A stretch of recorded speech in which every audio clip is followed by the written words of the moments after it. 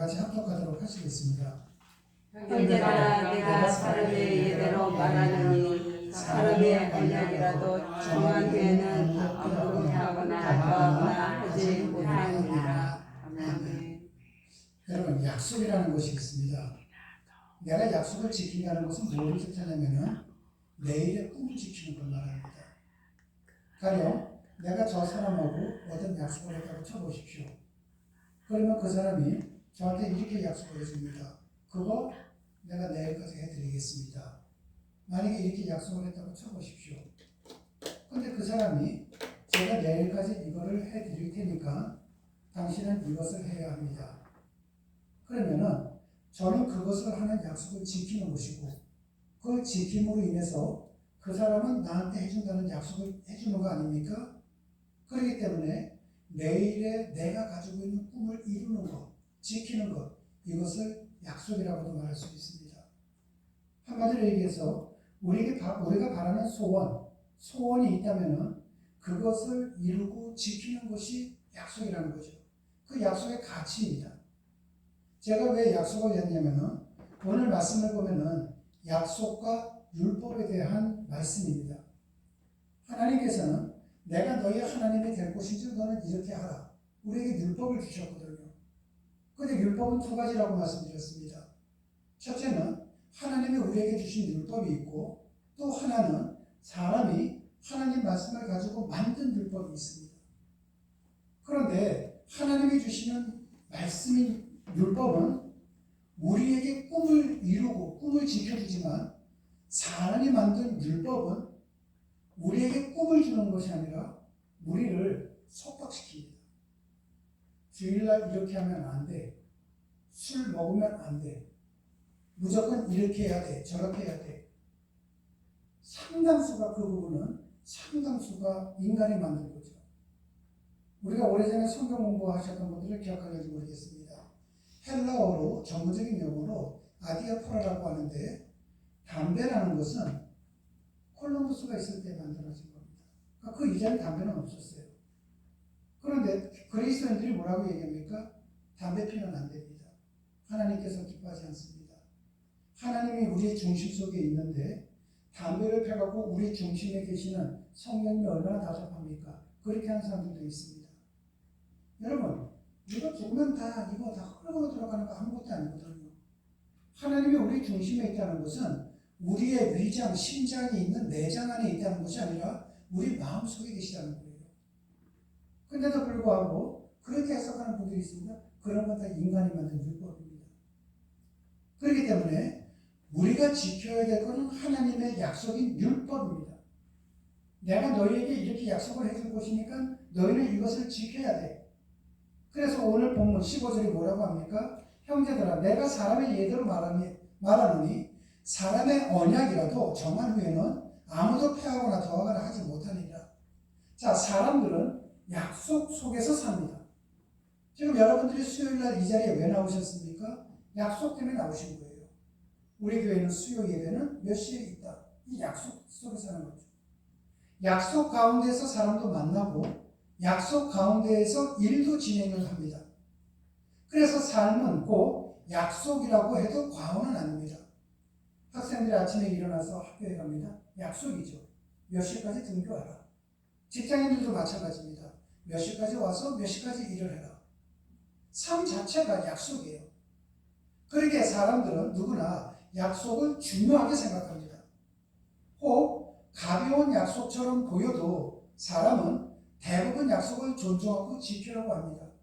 우리 내일 차 한잔 마실까? 그 차 한잔 마실 수도 있고 안 마실 수도 있습니다.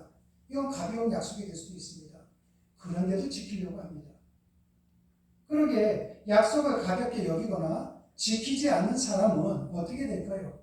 신뢰를 받지 못하고 또한 약속이 지켜지지 않을 때 실망하거나 거리감이 생기기도 하고 마음에 상처를 받기도 합니다. 그래서 우리는 약속을 할 때 저 사람과 나랑 약속할 때 사람들이 때때로는 이기적이에요. 내가 약속을 지키지 못하면 나는 어떤 중요한 일이 있기 때문에 못 지킨 거야. 근데 상대방의 약속을 못 지키면은 사람이 신뢰성이 없어. 금방 그 사람에 대한 가치까지 떨어질 때가 많습니다. 비벼다 깔고 보시면 됩니다. 어느 한쪽은 치우쳐서는 안 된다는 것이죠. 그래서 약속은 그런데 사람만의 것이 아니라는 겁니다. 하나님도 약속하십니다. 실은 약속이라는 것은 하나님의 것이에요. 하나님의 것입니다. 왜냐하면 이미 사람의 약속들은 부분적이고 제한적이고 불완전하고 유한한 약속이죠. 어떤 사람이 저랑 약속을 했습니다. 근데 그 사람이 오늘 죽었어요. 약속 못 지키죠. 유한한 겁니다. 불완전한 겁니다. 제한적입니다. 그런데 하나님의 약속은 완전하고 전인적이며 영원한 약속이라는 겁니다. 우리가 16절 말씀을 한번 다 같이 합독하도록 하시겠습니다. 이 약속들은 아브라함과 그 자손에게 말씀하신 것인데 여러 세를 가리켜 그 자손들이라 하지 아니하시고 오직 한 사람을 가리켜 내 자손이라 하셨으니 곧 그리스도라. 자, 하나님께서 이방의 땅 갈대아 우르에서 아브라함을 하나님의 사람으로 부르셨을 때 하나님은 아브라함을 어떻게 부르셨습니까? 약속 가운데 부르셨어요. 그런데 아브라함이라는 이름은 둘입니다. 하나님 앞에 부름을 받기 전까지는 어떻게 되냐면 아브람이에요. 근데 시간이 좀 흐르고 난 다음에는 아브라함이 됩니다. 아브람은 뭐냐면은 그 집안의 아버지예요. 그러니까 저희 가정 속에서 우리 아이들에게 제가 아버지가 된다면 우리 아이들의 아버지예요. 이건 아브라함입니다. 그러니까 나는 우리 애들만 신경 쓰면 돼요. 다른 애들이 나가서 어떻게 되든 살든 죽든 생각하지 않고 우리 애들만 잘하면 되는 거예요. 요즘 여러분들 보면은 초등학교 선생님들이 극단적인 좀 선생님들이라면 저는 그건 생각해 봅니다. 최소한 교육자라면 생명을 그렇게 가볍게 여기면 안 되죠. 아무리 힘들다 할지라도 목사나 교육자나 이 사람들은요 한 단계 더 높은 도덕성을 요구하고 사람들은 한 단계 더 가치를 더 높이 생각합니다. 그런데 선생님들이 그런 일로 인해 가지고서 물론 우리가 이렇게 생각할 수 있습니다. 얼마나 힘들었으면 세상에 힘 안 든 사람이 어디에 있습니까? 다들 그렇잖아요. 근데 그 사람들보다도 한 단계 가치를 더 높이 생각하는 게 선생님들이에요. 좀 더 이상 자살들 안 하셨으면 좋겠어요. 그런 일들이. 참 너무나도 그런 게 마음이 참 아픈 거죠. 그런 것은요. 근데 그 부모님들을 보십시오. 내 자식밖에 모르는 거예요. 그러면은 사람들이 뉴스를 볼 때 저 선생님을 죽음으로 몰아넣은 자기 자식밖에 모르는 저 사람은 참 못됐어. 마귀 같아, 악마 같아. 뭐 이러지 않습니까? 뭐 이미 다 알고 있지만은 대전에 있는 그 선생님 죽음으로 몰아넣은 사람 바르다 김 선생 김밥집 하고 있지 않습니까? 그 앞에 보면은요 지금 뭐 마귀 어쩌고 저쩌고 해서 그 집에서 하는 미용실하고 김밥집 완전히 문 닫아놨습니다. 근데 그 부모를 보면서 못됐어 한단 말이죠. 근데 그게 우리들의 모습이에요. 그냥 아브라함은 뭐냐? 나밖에 모르는 거예요. 우리 가족밖에 모르는 겁니다. 이러한 사람을 하나님께서 부르셨습니다. 아브라함아, 너 아비 친척 본토 떠나서 내가 지시할 땅으로 가라. 아비 친척 본토는 여러 차례 말씀드렸습니다. 내가 태어나기 전에 아버지가 있었습니다. 내가 태어나기 전에 본토가 있었습니다. 내가 태어나기 전에 친척이 있었습니다. 한마디로 얘기해서 지금까지 살아왔던 너의 모든 삶의 방식 버리고 네가 걸어왔던 길 모든 거 다 내려놓고 이제 내가 지시하는 땅으로 가라. 이렇게 하셨습니다. 근데 거기에서 그건 약속이죠. 만약에 네가 그렇게 한다면은 내가 너에게 복을 줄게. 첫 번째는 네 자식들이 복이 될 거야. 복의 근원. 근원은 뿌리 근자거든요. 아브라함 내가 너한테 복 줄게가 아니라 네 자식들에게 복 줄게. 근데 나중에는 아브라함한테도 복을 줍니다. 약속이죠. 네가 내 말대로 옛날처럼 지금까지 살아왔던 거 다 내려놓고 앞으로 내가 지시하는 대로만 살아간다면 내가 너 책임져 줄게. 이겁니다. 그런데 너의 자식들을 내가 복의 근원으로 해준다는 것은 이 세상에서 먹고 사는 일이잖아요. 그런데 오늘 말씀을 가르쳐 보니까 오직 한 사람을 가르쳐 내 자손이라 하셨으니 곧 그리스도라. 끝에 가서 그리스도입니다. 뭐를 뜻합니까? 죽어서도 책임져 주겠다는 거잖아요. 조건이 뭡니까? 하나님 말씀대로 살아간다면요. 하나님의 율법대로만 살아간다면 살아서도 천국이요. 죽어서도 천국이라는 겁니다. 그런데 하나님의 구원은 종교적 규정에 있지 않다는 겁니다. 종교적 행위가 없는 것이 아니라는 거예요. 여러분, 우리가 옛날에 이런 말을 한 적이 있습니다. 내가 돈을 쫓아가려고 하면 돈은 안 보인다. 돈이 나를 쫓아와야 된다. 그래야 그 사람이 돈 번다. 이런 얘기가 있습니다. 똑같은 개념으로요. 내가 종교적 행위를 하는 것이 이것이 구원의 조건이 아니라 내가 율법대로 살아가게 된다면 종교적 행위는 따오게 되어 있습니다. 쉽게 표현드립니다. 수요 예배 우리가 하고 있습니다. 그런데 정말 하나님의 이 약속의 율법, 약속의 말씀을 내가 정말로 믿는 사람이 된다면요. 나오지 말라고 저기에다가 철문을 해서 들어오십니다. 시내로 그런 사람들 있죠. 북한에 있는 지하교회 사람들. 그분들은 믿는 거예요. 하나님을. 걸리면 죽는데도 불구하고, 걸리면 아우지 탕강에 가는데도 불구하고 그들은 그렇게 하는 겁니다. 그런데 내가 하나님의 말씀, 하나님의 약속도 믿지 않고 하나님의 율법도 지키지 않고 내가 종교 행위만 한다? 이거는요. 의미가 없다는 거예요. 여러분, 어느 목사든지 간에 사람들이 많은 걸 놓고선 설교하기를 참 좋아합니다. 뭐 저도 싫어하는 건 아니죠. 그런데 제가 간혹가다 그런 생각해요.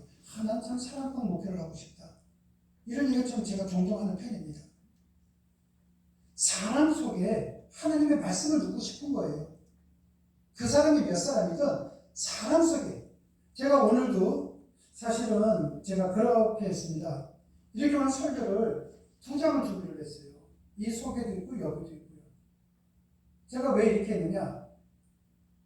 우리 새로 나오신 분이 오늘 오신다고 하셨을 때 이 설교가 들어갈까? 사실은 다른 걸 준비했습니다. 아까 제가 말씀을 바꾸지 않았습니까? 한 사람이라도 하나님 말씀을 듣고 싶다는 심정밖에 없는 거예요. 왜? 그것이 하나님의 율법이고 그 율법대로 살아갈 때 하나님의 약속이 여러분에게 임하는 것이거든요.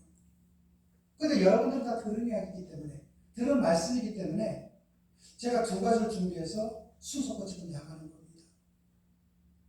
여러분, 제가 이렇게 드리는 것은요, 제가 오락가락한다는 의미가 아니라 가급적이면 하나님의 약속의 말씀을 여러분에게 심어주고 싶습니다.